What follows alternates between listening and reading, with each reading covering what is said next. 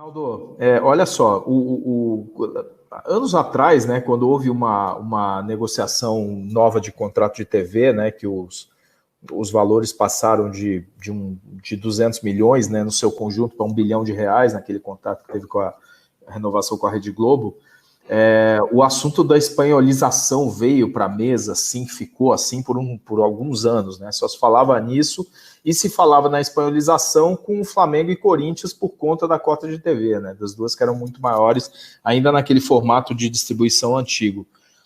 Hoje, quando a gente vê a fotografia, a gente vê o seguinte, que há uma espanholização mais ou menos em curso, e ela não se deu com Flamengo e Corinthians, e sim com Flamengo e Palmeiras, né? Hoje a gente vê a figura de receitas dos clubes, o desenho está mais ou menos o seguinte: você tem, entre aqueles 12 famosos, né, do futebol brasileiro, você tem uma galera lá com 200, 300 milhões, né, que o Bahia já entrou ali, né, e aí você tem Vasco, Fluminense, Botafogo, Atlético e Cruzeiro, a gente não sabe onde está, né, eu acho que está mais ou menos nesse rebolo, porque o balanço saiu. Aí você tem um grupo de clubes aí na faixa de 400 milhões, que está o Corinthians, o São Paulo, o Santos, o Atlético Paranaense, né? Quer dizer, o novo integrante aí desse grupo, Inter e Grêmio, né? E aí, 50% acima vem o Palmeiras e outros 50% acima vem o Flamengo. Então, uma galera com 250, 250, uma galera com 400, um cara com 650, um cara com 950.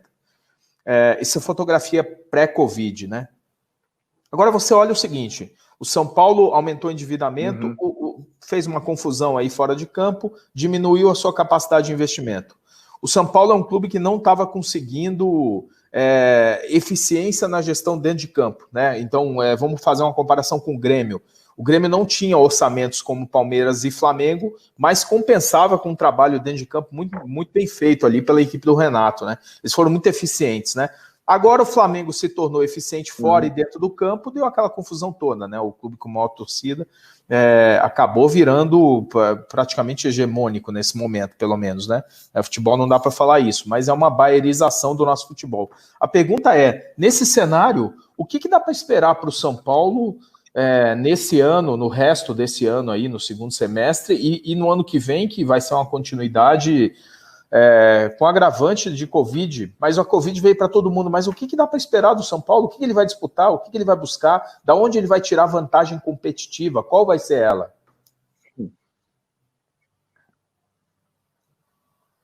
Eu acho que talvez para desespero da gestão Leco não vai dar para colher.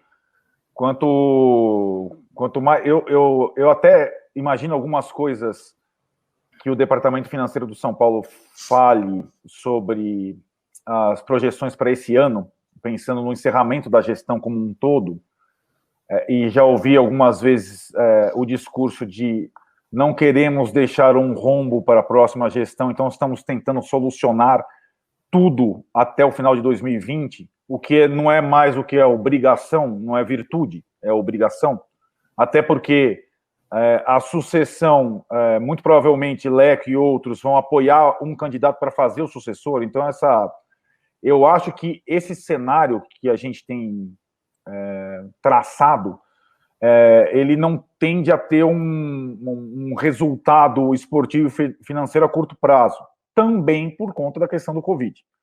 Agora, eu não me iludo muito com a espanholização no Brasil, porque eu já vi esse cenário, esse filme envolvendo várias outras equipes que pareciam igualmente sólidas, e a política o desastre administrativo nos clubes de futebol do Brasil, ele é tão intrínseco, que são ciclos, o próprio cara. São Paulo. Eu não me iludo nem na estabilidade do Flamengo, mas inclusive o próprio São Paulo. Aí que eu ia chegar. Eu acho que o São Paulo, eu não vou nem entrar no mérito, eu acho que Flamengo e Palmeiras não servem de modelo para o São Paulo.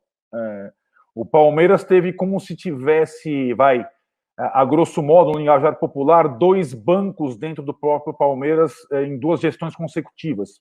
Um herdeiro de banco que conseguiu sanear o clube a juros diferentes no momento de sufoco e evitou que o clube fosse mais um rebaixamento. E agora um patrocinador diferente que também pratica juros. Se não tivesse o Paulo Nobre, não tivesse a Crefisa, em resumo, provavelmente a gente não teria, mesmo o Palmeiras com o Allianz, com o sócio-torcedor, a gente não teria essa situação. Então é frágil, é frágil. E o Flamengo, mesmo o Flamengo, que fez um trabalho interessante de saneamento, agora colhe os frutos, mas existe agora já intrinsecamente uma briga política gigantesca e que pode colocar tudo a perder a qualquer momento. E assim é o futebol brasileiro. O São Paulo, eu acho que ele tem uma vantagem sobre os demais. Algumas vantagens. Então, ele não é um caso perdido, na minha opinião. O São Paulo tem a terceira maior torcida do Brasil, que ela é sacaneada o tempo todo. As pessoas que administram o São Paulo não entendem o que é ter uma torcida do tamanho da do São Paulo e do espectro tão variável. O São Paulo tem muito torcedor de baixo poder aquisitivo. O São Paulo não trata esse torcedor. Ele ignora esse torcedor. E teria muito como, inclusive, lucrar com esse torcedor. Mas não, ele ignora. Ele deixa a margem. De novo, é pouco clube que tem tanto torcedor. Só tem mais torcedor que o São Paulo, o Flamengo e o Corinthians. Então esse é um ponto. O São Paulo é um clube que tem um estádio particular. É obsoleto, é não sei o que lá. Tem um estádio particular pago. Dá despesa? Dá. Mas tem um estádio particular. Não recebe tanto show assim? Não, não recebe. Mas está lá. É um estádio particular. Que se entrasse na aventura da Copa do Mundo, estava numa situação o São Paulo 10 vezes pior. O São Paulo tem 2 centros de treinamentos, sendo que um deles, essa coisa da UTIA, como o Juvenal Juventus falava lá atrás, é quem tem sustentado o São Paulo ano a ano, porque lá sai jogador bom todo ano. Sai 2, sai 3, sai 4. E nesse esquema que pode ser, digamos, primitivo de sobrevivência vendendo jogador, o São Paulo vai se mantendo aqui a colar. O São Paulo tem de onde tirar. Tem de onde tirar. Se tiver um pouco de sapiência na gestão econômica e esportiva. Essa gestão atual, ela não soube combinar os fatores. Pelo contrário, ela foi desastrosa nos 2 fatores. Então, o que eu quero dizer com isso? O ciclo de baixa do São Paulo tende a ser menos cruel, tende a ser menos destruidor do que alguns clubes rivais. O São Paulo tem algumas vantagens. Ainda tem algumas vantagens. O Vasco é um clube quase tão popular como o São Paulo e está na situação que está. Sim, depois de inúmeras administrações desastrosas com desvantagens em relação ao São Paulo. Então, assim, o São Paulo tem que começar a brigar em cada espectro. Eu não vou aceitar a cota de televisão menor que a do Palmeiras. Foi como o Palmeiras fez quando foi brigar com a TAN. Globo, é o seguinte, eu não quero. Eu não vou aceitar. Eu não transmite meu jogo. Tchau.